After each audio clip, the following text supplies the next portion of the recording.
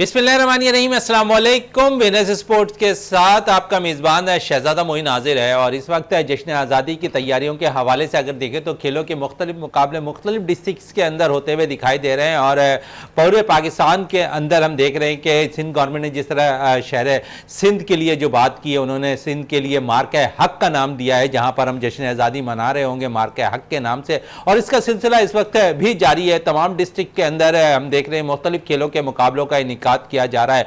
और आज इस पर भी बात करेंगे। फिर पाकिस्तान ने वेस्ट इंडीज के खिलाफ पहले टी20 मैच में कामयाबी हासिल की, उस हवाले से बात होगी। फिर फाइनल मैच खेला जाना है पाकिस्तान और जनूबी अफ्रीका के दरमियान, जो लेजेंड का, वो बड़ा दिलचस्प होने वाला है, उस पर भी बात रहेगी। और साथ साथ क्योंकि इस वक्त अगर हम बात करें तो पाकिस्तान की जो रैंकिंग है ना टी20 के अंदर थोड़ी नीची है, लेकिन वेस्ट इंडीज के खिलाफ अगर हम यहां पर सीरीज जीतने में कामयाब हो जाते हैं तो हमारी रैंकिंग कुछ बेहतर होती हुई दिखाई देगी।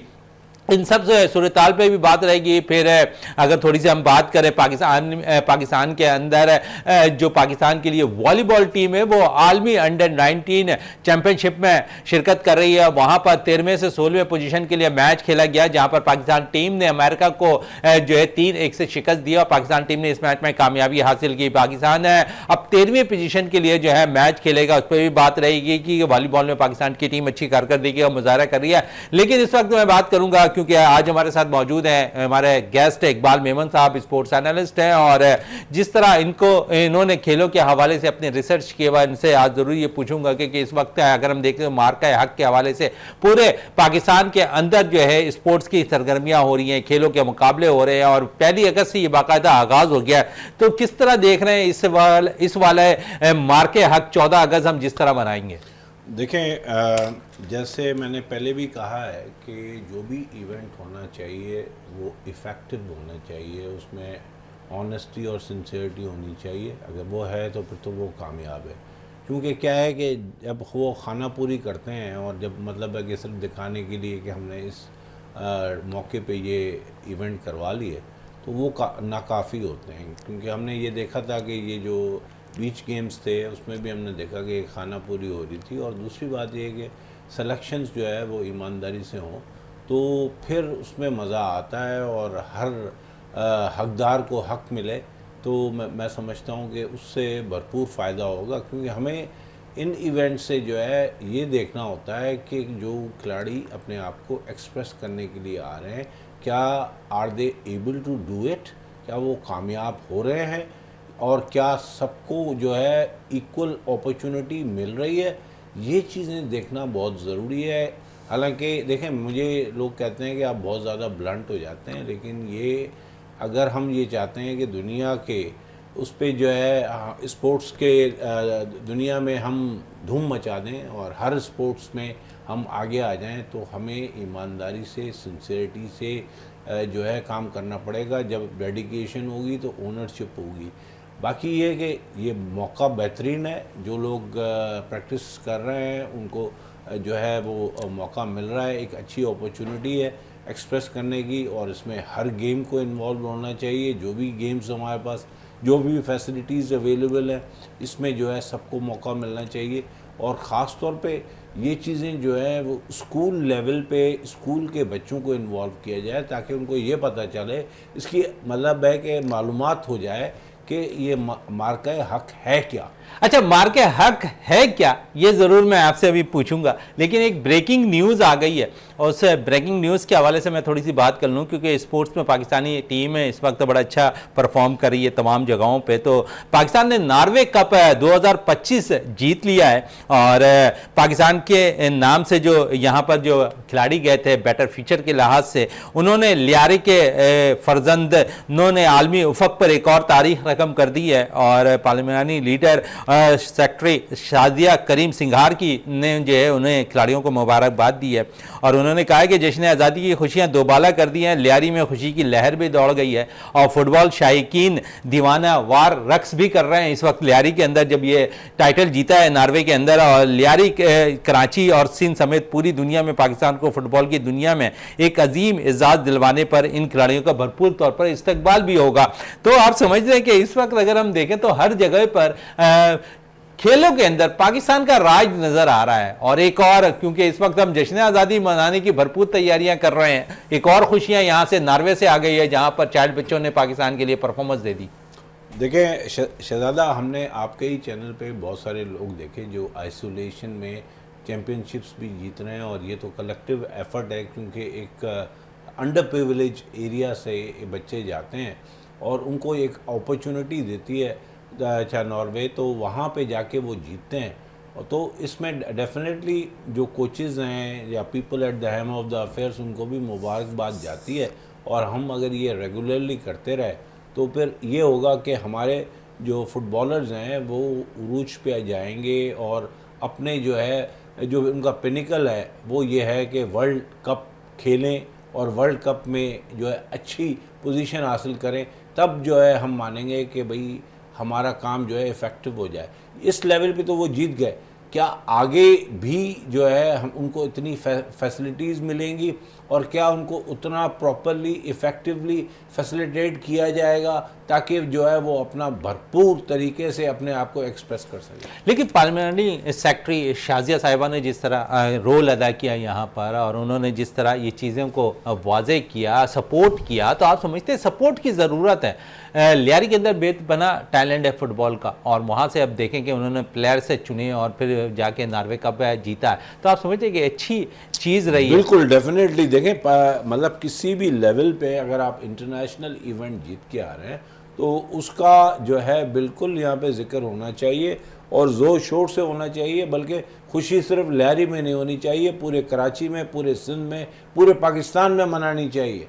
इस तरह नहीं हो कि लाहौर नहीं मना रहा या रावलपिंडी नहीं मना रहा, तो ये इस तरह नहीं होना चाहिए। और हर खिलाड़ी जो भी जीत के आता है, वो स्नूकर में हो, बिलियर्ड्स में हो, स्कॉश में हो, या अपना जो है जेवलिन थ्रो में हो, हर किसी के लिए हमें चाहिए कि एक खुशी का इजहार करें। और पाकिस्तान में तो वैसे भी खुशियाँ कुछ दम तोड़ती नज़र आ रही हैं, तो हमें कोशिश करनी चाहिए कि हर उसको जो है उसको बच्चों की लेवल पे इसको लेके जाएं, और बच्चों को, स्कूल के बच्चों को एक अवेयरनेस दें कि भाई ये स्कूल के बच्चे जो हैं वो भी स्पोर्ट्स में आएँ और आगे बढ़ें।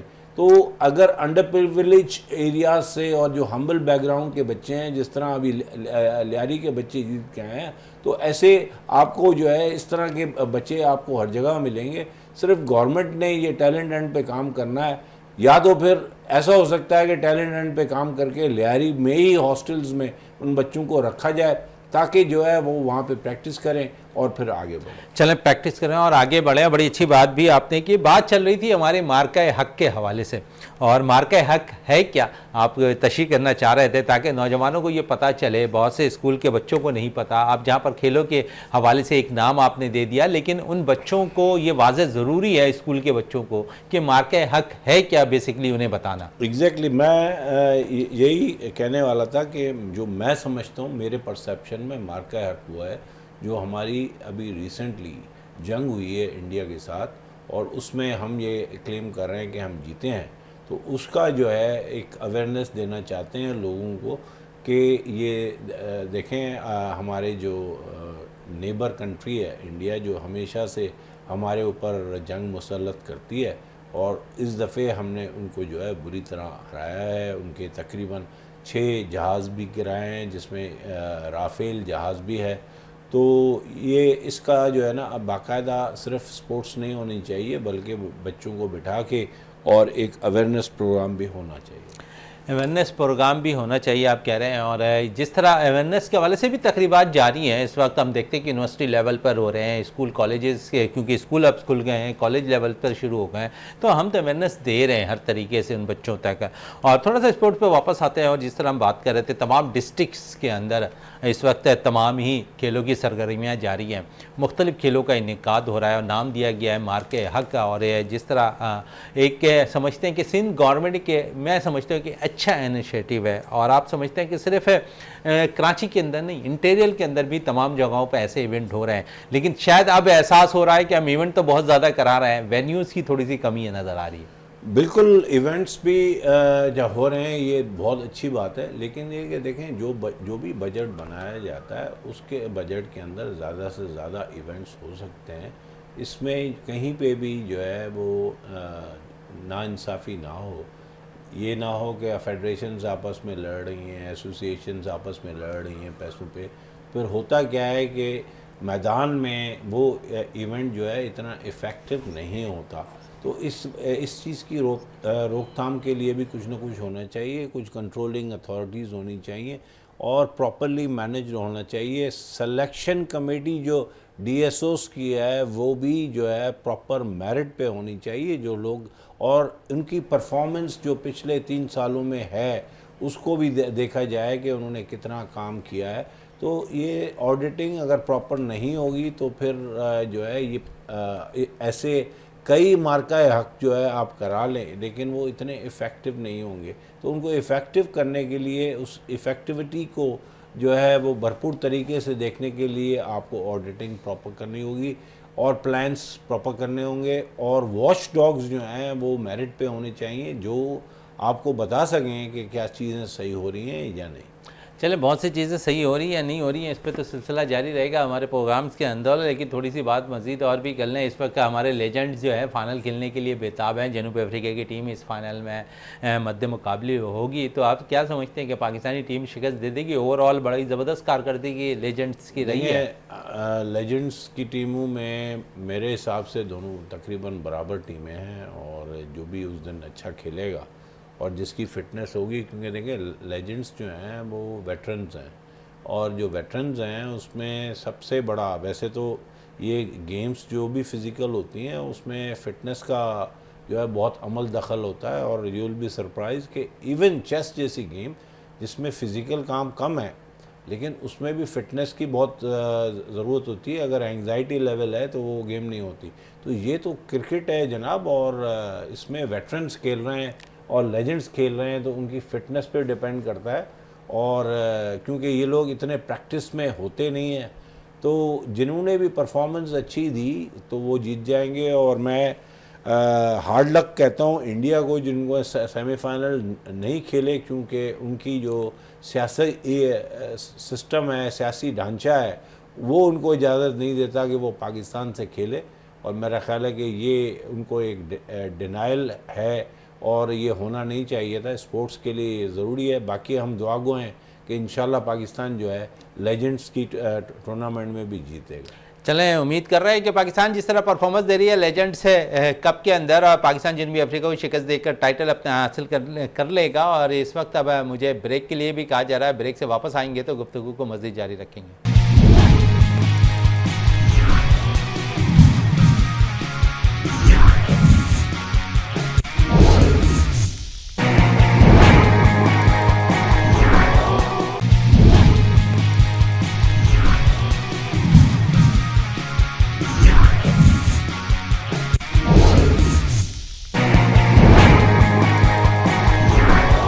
Welcome back. और जिस तरह हम बात कर रहे थे कि पाकिस्तान टीम की कारकर्दगी लेजेंड की अच्छी जा रही है, तो दूसरी तरफ पाकिस्तान क्रिकेट टीम में भी बड़ी अच्छी कारकर्दगी दिखा रही है। लास्ट मैच बांग्लादेश से हमने एक जीता, सीरीज़ बेशक हार गए, फिर वेस्ट इंडीज़ में पहुँचे और वहाँ पर अमेरिका जो ग्राउंड है वहाँ पर हमने वेस्ट इंडीज़ को पहले T20 मैच में 14 रन से शिकस्त दी। और 1 अगस्त का दिन था जब पाकिस्तान ने 14 अगस्त वाले दिन जो होने हैं ना उस रन के फिगर से जो है ना मैच जीता।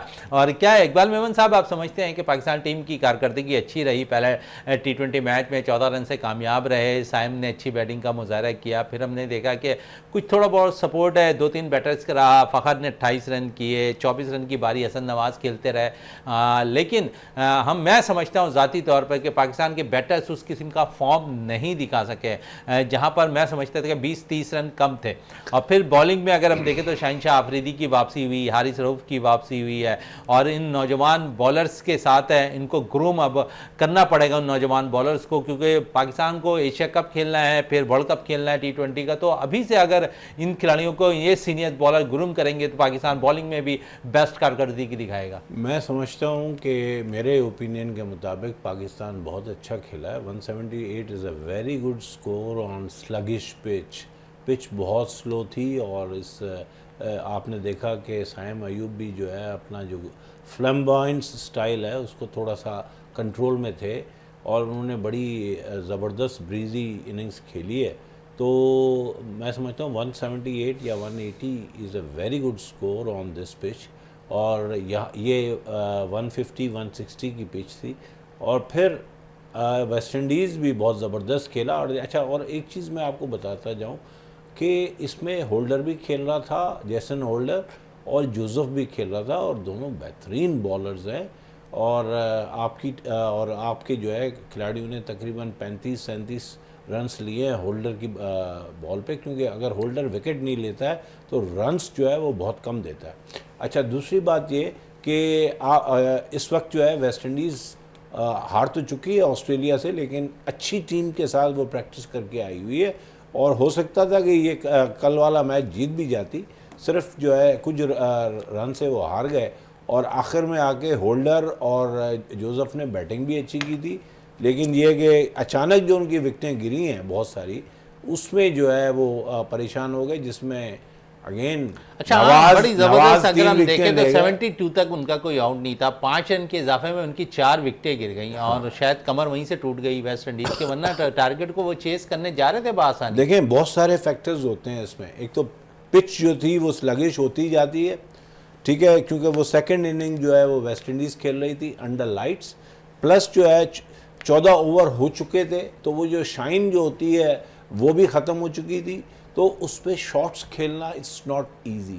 तो they were hard done by the situation. Again no excuses, they are good team. और ये है कि ऑस्ट्रेलिया से वो प्रैक्टिस कर चुके हैं, 5 T20 खेल चुके हैं उनके साथ। अब यह है कि क्या वो आगे जीत सकेंगे, क्योंकि ये मैच मतलब है कि पाकिस्तान जीता है, लेकिन कहीं ना कहीं पाकिस्तान की लक भी है, क्योंकि आखिरी जो इनिंग्स थी वो थोड़ा सा बिट्स एंड पीसेस में भी अच्छी इनिंग्स खेल गए, जिसमें होल्डर ने तकरीबन 35 रन बनाए। तो आपके जो है बॉलिंग आपकी अच्छी हुई। मोहम्मद नवाज़ जो हम बहुत उस पर कंट्रोवर्शियल थे, उन्होंने 3 विकेटें ली। और मैंने ये कहा था कि जो है मोहम्मद नवाज़ की सिलेक्शन जो है वो इतनी बुरी नहीं है, और श्रीलंका के ख़िलाफ़ भी और बांग्लादेश के ख़िलाफ़ भी उन्होंने अच्छे जो है परफॉर्मेंस दी थी। और आखिरी जो मैच था एशिया में जो खेला गया था, उसमें उन्होंने ऑलराउंड परफॉर्मेंस दी थी, तो अपने आप अपना लोहा मनवाया। चले, नवाज अच्छी कारकर्दगी का मुजाहरा कर दिया। ओपनिंग शहनशाह अफरीदी के साथ उसने जो है सेकंड ओवर उसने स्टार्ट किया था, तो वहीं से ही यानी सीनियर का रोल अदा आप कह रहे हैं कि किया है मोहम्मद नवाज ने। थोड़े से जहाँ पर नौजवान जो अगर बात कर लें मोहम्मद हारिस की, तो वो फॉर्म में नज़र नहीं आ रहे। फिर थोड़ा सा प्रेशर मैं देख रहा हूँ कि सलमान अली आगा पे भी नज़र आ रहा है, जब से वो T20 के कप्तान बने उनका बल्ला भी रन उगलने से कासिर नज़र आ रहा है। देखें, T20 ख़ास तौर पे ऐसी फॉर्मेट है कि जिसमें आप टोटली जज नहीं कर सकते कि कोई किसी का फॉर्म लगा या किसी का नहीं लगा। यही साइम अयूब आप देखते हैं कि अभी इन्होंने 57 के करीब बना लिया, और यही जो है वो 5 पे आउट हो जाए, क्योंकि देखें इसमें आपको आते ही इस तरह के रिस्की शॉट्स खेलने पड़ते हैं, और आपको कितना भी अबूर हो, एक आधे सेंटीमीटर से बॉल इधर उधर हो जाए तो आपकी विकेट जा सकती है। तो ये देखें टेक्निकल चीज़ें हैं, और इट्स नॉट इजी। आप सिर्फ टेस्ट क्रिकेट को ही टेस्ट क्रिकेट कहते हैं क्योंकि वो टेस्ट क्रिकेट है, बाकी वनडे और 2020 और स्पेशली 2020 जहाँ पे आपको जो है एवरेज रखना पड़ता है 6 का 7 का, तो वहाँ पे इट्स नॉट अ जोक। इसमें आधे सेंटीमीटर से भी बॉल इधर उधर हो जाए ना तो आपकी विकेट जा सकती है। तो मैं समझता हूं कि हारिस को जब दोबारा मौका मिलेगा हो सकता है कि वो दोबारा परफॉर्म। चलें, हारिस पे तो बात हो रही है, सलमान पे थोड़ी बात करेंगे, लेकिन उससे कबल मैं बात करना चाहूँगा, इस वक्त 2 सीरीज़ के बाद कमबैक किया है यहाँ पर शहनशाह अफरीदी ने। कितने मुतमईन नज़र आ रहे हैं यहाँ पर, उनका रिदम भी आपने देखा होगा कि अच्छी बॉलिंग का मुजाहरा, अच्छी बॉलिंग कराई और 1 for 27 ने किया, लेकिन इनिशियल ब्रेक थ्रू जो है नवाज़ ने किया और एक माहौल क्रिएट कर दिया। और मेरा ख्याल है शहनशाह अफरीदी की विकेट भी अच्छी थी, शायद उसने चेज़ की विकेट ली है या इस तरह किसी एक विकेट या सही होप की ली है। तो मैं समझता हूँ कि उन्होंने एक विकेट ली है, लेकिन इम्पॉर्टेंट विकेट ली है। तो डेफिनेटली उनका कंट्रीब्यूशन है और रन्स भी ज़्यादा नहीं दिए। हारिस अगर देखें तो T20 फॉर्मेट के अच्छे बॉलर तस्वर किए जाते हैं, लेकिन हमने देखा कि इस मैच में वो काफ़ी रन दे दिए उन्होंने। और क्योंकि पाकिस्तान को अब 3 ऐसे बॉलर्स की खिदमत नहीं है जिन्होंने बड़ी ज़बरदस्त कारकर्दगी बांग्लादेश के सीरीज़ में दिखाई। सलमान मिर्ज़ा की अगर बात करें, उन्होंने आउट ऑफ फॉर्म बड़ा ज़बरदस्त परफॉर्म किया। फिर अब्बास आफरीदी, मैं समझता हूँ कि अब्बास आफरीदी पाकिस्तान के वाहिद बॉलर हैं जिन्हें T20 फॉर्मेट के लिए ऑलरेडी सेलेक्ट होना चाहिए, लेकिन क्या सेलेक्टर्स के साथ उनकी नाराज़गी है कि वो तमाम फॉर्मेट पर सेलेक्ट नहीं होते। उसके अलावा नौजवान अहमद दानियाल अच्छे उभरते हुए ऑलराउंडर निकल कर आए, लेकिन ये तीनों बॉलर्स और एक ऑलराउंडर अहमद दानियाल टीम में शामिल नहीं है। बांग्लादेश टूर में ये मौजूद थे, लेकिन कुछ सीनियर्स के आने के बाद हमने देखा वेस्ट इंडीज़ टूर में उन्हें ड्रॉप कर दिया गया। आप समझे, हमने जो फ्यूचर की बात की है ना, कि अगर फ्यूचर में आपने टीम बनानी है, आपको खिलाड़ियों की जजमेंट को जज करना है, तो आप अभी सलमान मिर्ज़ा अच्छी फॉर्म में थे, उन्होंने यहाँ कारकर्दगी आप कंटिन्यू कर सकते थे, लेकिन आपने ड्रॉप कर दिया उन्हें। देखें, सेलेक्टर्स को अगर इंडिपेंडेंट छोड़ा जाए ना तो फिर हम इस पे कमेंट कर सकते हैं। सेलेक्टर्स को जब सजेशंस दोनों तरफ से, तीनों तरफ से, चारों तरफ से मिलती रहेंगी तो फिर उनके डिसीशंस जो है ना वो मतलब सही नहीं होंगे और वो टोटली इनडिसाइसिव हो जाएंगे। आपको पता है कि राशिद लतीफ़ को एज ए चीफ सेलेक्टर की ऑफ़र मिली थी, लेकिन उन्होंने इसलिए इनकार कर दिया कि उन्होंने कहा कि मुझे इंडिपेंडेंट डिसीजन मेकिंग के लिए अलाउ किया जाए। तो ये एक बड़ा प्रॉब्लम रहता है, और जब तक आप इंडिपेंडेंट डिसीजन मेकिंग अलाउ नहीं करेंगे सिलेक्शन की, तो हम उस पर कोई ज़्यादा अपना ओपिनियन नहीं दे सकते, क्योंकि ये ग्राउंड रियलिटी जो हमारे मुल्क की है उसमें सेलेक्टर्स जो हैं वो अपनी इंडिपेंडेंट डिसीजन मेकिंग नहीं कर पाते। तो इस वजह से कहीं ना कहीं से पर्चियाँ आ जाती हैं, फिर पैराशूट के ज़रिए आ जाते हैं खिलाड़ी। तो फिर हम देखते हैं कि अब्बास आफरीदी जैसे और दानियाल जैसे साइड लाइन हो जाते हैं। हाँ, बाकी ये कि सुफियान मुकीम ने भी अच्छी बॉलिंग कराई और वो भी मेरे हिसाब से उन्होंने रन्स भी रोके, एक विकेट भी ली, अच्छी बॉलिंग कराई। और कुछ हम देखते हैं कि यहाँ पर जो कैरेबियन लीग थी ना, उनमें अच्छा परफॉर्म करने वाले खिलाड़ियों को भी हमने देखा कि यह मौका, नवाज़ की इसलिए बात कर रहा हूँ कि नवाज़ एक कैरेबियन लीग में अच्छा परफॉर्म कर चुके थे, फिर साइम कैरेबियन लीग में अच्छा परफॉर्म कर रहे थे, तो उन्हें भी आज उन्होंने जो पिछला मैच खेला गया उसमें अपनी झलक दिखाई।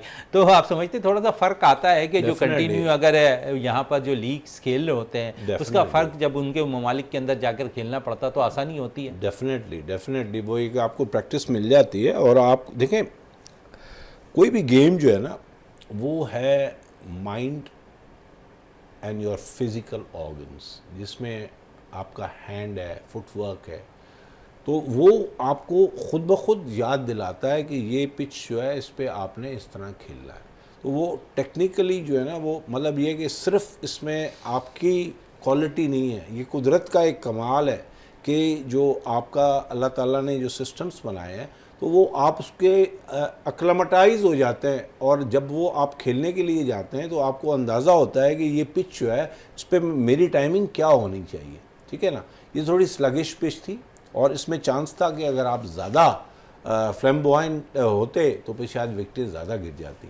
और ये हमने देखा कि कुछ वेस्ट इंडीज़ के खिलाड़ियों ने बहुत ज़्यादा जो है फ्लैम्बॉयंट स्टाइल में खेलने की कोशिश की और वो आउट हो गया। अच्छा, नौजवान अगर हम थोड़ी सी जर्नलिन की बात करें, जिन्होंने डेब्यू किया इस मैच के अंदर वेस्ट इंडीज़ की जानिब से, और 35 रन की बारी उन्होंने खेली, अच्छी बारी खेली है, और कम उम्र है, 18 साल के वो हैं इस वक्त, और उन्होंने दिल खोल कर यहाँ पर हमने देखा कि हारिस रऊफ की पिटाई की अपनी बॉलिंग में। और तो आप समझते हैं कि नौजवान प्लेयर्स अच्छे निकल कर आ रहे हैं वेस्ट इंडीज़ के। और वेस्ट इंडीज़ के लिए इस वक्त तो बड़ी फ्रस्ट्रेशन की बात है ना, मतलब ऑलमोस्ट 8 मैच या 9 मैच वो हार चुके हैं, और टोटल 6 तो हार चुके हैं। वो 5 ऑस्ट्रेलिया से हार गया है, एक पाकिस्तान से हार गए। कोई ड्रास्टिक चेंज नहीं है, सिर्फ एक ये अभी एंड्रियो को इन्होंने इन किया है। तो मेरा ख्याल है कि बहुत सारे खिलाड़ी, अच्छा देखें मैं आपको एक चीज़ बताऊं कि इनके बॉलर अभी भी मैं ये कहूँगा कि ख़राब नहीं है। फील्डिंग में प्रॉब्लम है और बैटिंग में प्रॉब्लम। चले, फील्डिंग और बैटिंग में इनकी प्रॉब्लम्स नज़र आ रही है, इस पे मज़ीद और भी बात रहेगी। इस वक्त मुझे ब्रेक के लिए कहा जा रहा है, ब्रेक से वापस आते हैं तो गुफ्तगू को मज़ीद जारी रखते हैं।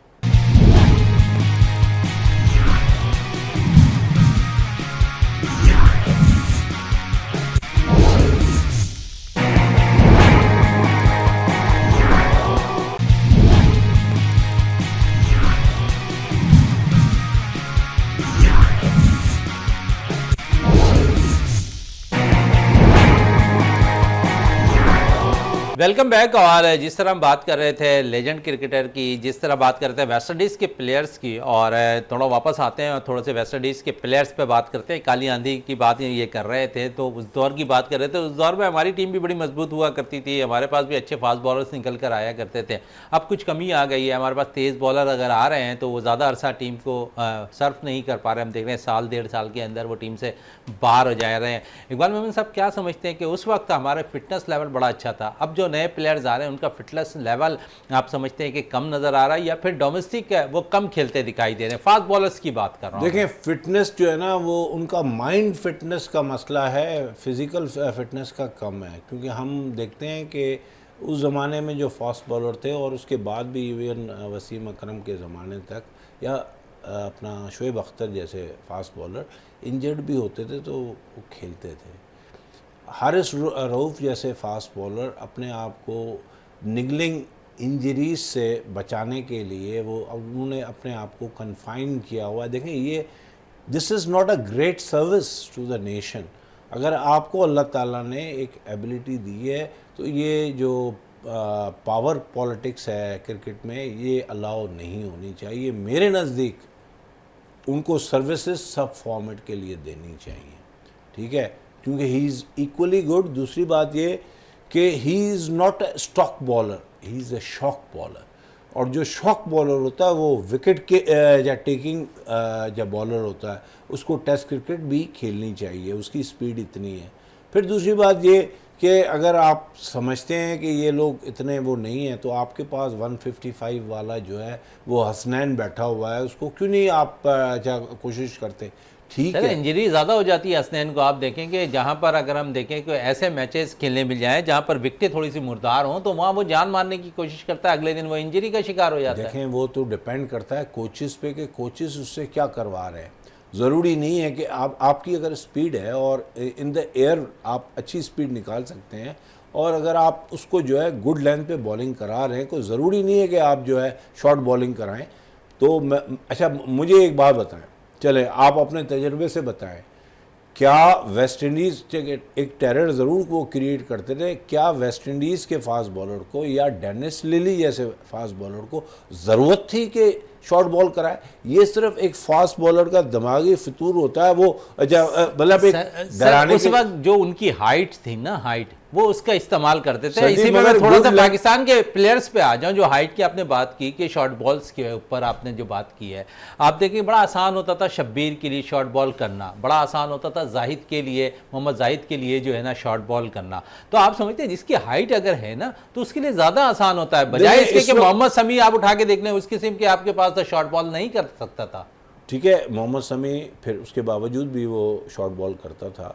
मसला यही है कि आपको गुड लेंथ पे बॉल करानी है, और वहीं से जो है अब अगर हम वसीम अकरम को देख लें, इमरान खान को देख लें, शोएब अख्तर ने तो चलें शॉर्ट बॉलों पे भी कराई होगी, वकार यूनुस, इनके क्या विकेट टेकिंग एबिलिटीज़ थी। LBW ज़्यादा कराते थे और बोल्ड करते थे, मतलब फील्डर की भी इनको ज़रूरत नहीं होती थी ज़्यादा। तो ये एक लाइन एंड लेंथ। लेकिन दूसरी तरफ तो देखिए अब जो बॉलर्स आ रहे हैं, मैंने वही बात की ना कि डोमेस्टिक सीजन पे वो ज़्यादा खेलने को तरजीह नहीं दे रहे, वो शॉर्ट फॉर्मेट को ज़्यादा खेलने को तरजीह दे रहे हैं। शॉर्ट फॉर्मेट जब वो खेल रहे हैं तो ना उनसे यॉर्कर्स हो रहे हैं, वो कोशिश करते हैं कि वाइट बॉल्स करते रहें जहाँ पर बॉलर्स मिस करता है, बैटर मिस करता रहे। तो यहाँ तो हमें जो आप बात कर रहे हैं ना, वक्कार की बात कर रहे हैं, वसीम की बात कर रहे हैं, तो ये यॉर्कर्स बॉल्स बहुत किया करते थे जिस पे बैट्समैन ज़्यादा परेशान होते थे, या तो LP होते थे या फिर विकेट दे देते थे। तो यहाँ अब हमारे पास ऐसे बॉलर्स नहीं आ रहे। मैं समझता हूँ कि फास्ट बॉलर्स अभी भी हैं हमारे पास, लेकिन वो मतलब उस चीज़ को नहीं लेके चल रहे जो हमारे पिछले फास्ट बॉलर्स ने किया। एक इंटरव्यू देते हैं वसीम अकरम, और आपने भी सुना होगा, जिसमें उन्होंने इमरान खान का जिक्र किया और उन्होंने बोला कि आखिरी सेशन चल रहा था, मैं भरपूर तरीके से थक चुका था, तो इमरान खान ने उसको कहा अब कराएंगे अपन बहुत ज़्यादा तेज़ स्पीड में। तो मैं हैरान रह गया कि इमरान भाई क्या मतलब, मैं तो ऑलरेडी फटीक हो चुका हूँ और अब वो कह रहे हैं कि मुझे ज़्यादा तेज़ करानी है। तो देखें, ये कुदरत का सिस्टम है कि आपकी जो सोच है ना उसके हिसाब से होता है, और आपकी बॉडी तैयार होती है आपके सपोर्ट करने के लिए। लेकिन ये फास्ट बॉलर्स जो हैं वो शुरू से ही, हाँ शाहीन शाह अफरीदी के लिए आप नहीं ये कह सकते, वो जान लगाता है, लेकिन ये कि उसको आपने ओवर यूज़ किया है, दूसरों को आपने अंडर यूज़ किया है, इस वजह से वो। और दूसरी बात ये कि लड़ाने वाला कौन होता है? कप्तान। इमरान खान को फास्ट बॉलर किसने बनाया? सिडनी टेस्ट पे किसने बनाया? मुश्ताक मोहम्मद ने बनाया, नहीं तो वो भी एक मीडियम फास्ट बॉलर था, ठीक है। कभी कभी टेयर अवे बॉल उठाता था, लेकिन उसका एक तो एक्शन ऑकवर्ड था, लेकिन उसने सिडनी में जब किया उसके बाद फिर उसने वेस्ट इंडीज़ में अच्छी बॉलिंग कराई। तो आप देख रहे हैं कि एक तो कप्तान, दूसरा ये कि कोचेस का बहुत बड़ा इम्पैक्ट है। कोचेस लड़ाते हैं। अगर कोचेस आप देखें कि दूसरी गेम्स में और इस गेम में भी लाखों रुपया, अरबों रुपया आप उनके ऊपर खर्च कर रहे होते हैं। कोचेस कहाँ हैं जो मतलब वो इम्पैक्टफुल क्यों नहीं है? तो अभी आपके पास माइक हैसन है, अब देखें कि चले माइक हैसन है, वनडे के लिए अब प्लेयर्स रवाना हो गए वेस्ट इंडीज़, बाबर भी वहाँ जा रहे हैं, फिर नसीम शाह जो फास्ट बॉलिंग का शुबा आप बात कर रहे हैं ना, तो जहाँ पर आप कह रहे हैं कि शाहीन शाह अफरीदी बड़ा जोर लगाते हैं, नसीम शाह भी उसी किस्म का जोर लगाते हैं। मैं खासकर ये बात कर रहा था, इन बॉलर्स के अंदर अभी भी मैं समझता हूँ कि वक्कार, वसीम, शोएब जैसी क्वालिटी नहीं आ रही है जो वो यॉर्कर्स किया करते थे। देखें, अभी मैं थोड़ा सा क्या है कि जब हम वक़ार और वसीम की और लेटर ऑन आकिब और फिर आ जाते हैं शोएब अख्तर, तो आपके पास लग्जरी थी। और इसी वजह से आपने जब ये कहा ना कि वो फास्ट बॉलिंग के हिसाब से सबसे अच्छा दौर था। जब मुश्ताक का दौर था, उस वक्त या तो सलीम अल्ताफ़ होता था थर्ड फास्ट बॉलर, या सिकंदर बख्त या लियाकत अली या इवन एहतशाम, ठीक है। तो आपके पास वो लग्जरी नहीं थी। इमरान और सरफराज जो थे वो वर्क हॉर्सेस भी थे, शॉक बॉलर भी थे, स्टॉक बॉलर भी थे। तो ये मसला वक़ार, वसीम, शोएब अख्तर और आकिब के लिए नहीं था। इस वक्त आपके पास बॉलर हैं, लेकिन ये कि उनका साथ देने के लिए नहीं है। अच्छा, साथ देने की बात आई है, आपने बड़ी अच्छी बात की। आपने साथ अगर माजी थोड़ा चले जाएं, जो आपने नाम लिए ना अभी यहाँ पर, वसीम, वक़ार, आकिब के अलावा अगर मैं देखूं तो सपोर्ट के लिए सकलैन होते थे, सपोर्ट के लिए मुश्ताक अहमद होते थे, स्पिनर बेहतरीन होते थे, आपको वहाँ मिडल्स पे सपोर्ट होता था ओवर्स के अंदर। लेकिन यहाँ हम देखते हैं कि आपके पास अगर ऊपर से आपके पावर प्ले के अंदर बॉलर्स को अगर कुटाई पड़ जाती है, तो पीछे हम देखते हैं कि उनके वो सपोर्ट करने वाला कोई स्पिनर्स मौजूद नहीं है।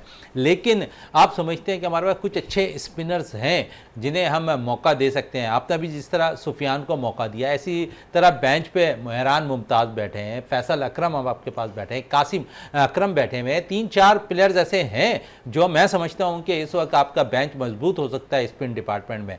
तो आप कम से कम गुरुम तो कर सकते हैं इन प्लेयर्स को। आपने काफ़ी अरसे के बाद सुफियान को मौका एक दफ़ा फिर दिया, सुफियान ने प्रूव किया आपको। बिल्कुल, मैं वही कह रहा हूँ ना कि हमारी सिलेक्शन जो है ना वो क्रेडिबल नहीं है, तो एक डाउट क्रिएट कर देती है। जब आप किसी भी गेम में एक डाउट आ जाए ना, तो आप की परफॉर्मेंस जो है ना वो इतनी अच्छी नहीं रहेगी।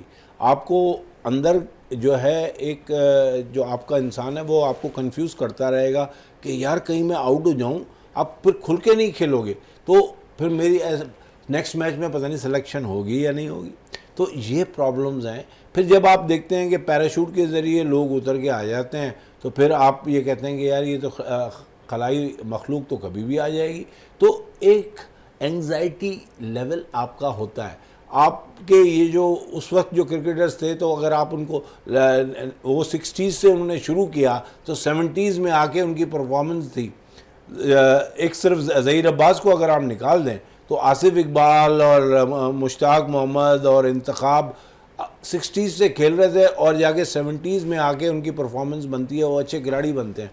तो ये प्रॉब्लम रही है शुरू से सिलेक्शन की। कारदार साहब जो है वो मुश्ताक से नहीं बनते थे, और उससे ये दौर चलता सिलेक्शन के मामला है आज भी वैसे के वैसे ही नज़र आते हैं। इससे सिलेक्शन पाकिस्तान टीम के हवाले से जिस तरह माजी में नज़र आ रहे थे, उम्मीद करते हैं कि सिलेक्शन का मेयार बेहतर होगा और मेरिट पर तरजीह देनी ज़रूरी है। जिस तरह हमने बात की सुफियान मुकीम की, काफ़ी दफ़ा हम अपने प्रोग्राम में सुफियान मुकीम के हवाले से बात करते रहे, इसी तरह मेहरान मुमताज़ के हवाले से बातें करते रहे कि उन्हें मौका मिलना चाहिए टेस्ट मैचेस के लिए। उम्मीद करते हैं कि जो श्रीलंका और जनूबी अफ्रीका के खिलाफ होम सीरीज़ में टेस्ट मैचेस होंगे वहाँ महरान मुमताज़ को ज़रूर मौका मिलता हुआ दिखाई देगा। इकबाल मेमन साहब, आपका बहुत बहुत शुक्रिया। प्रोग्राम का अख्ताम करते हैं इस दुआ के साथ कि पाकिस्तान में खेल और खिलाड़ी तरक्की करते रहें और पाकिस्तान का सबसे लाली परचम दुनिया भर में रोशन रहे। इसी के साथ अपने मेज़बान शहजादा मोइन को इजाज़त दें। पाकिस्तान जिंदाबाद।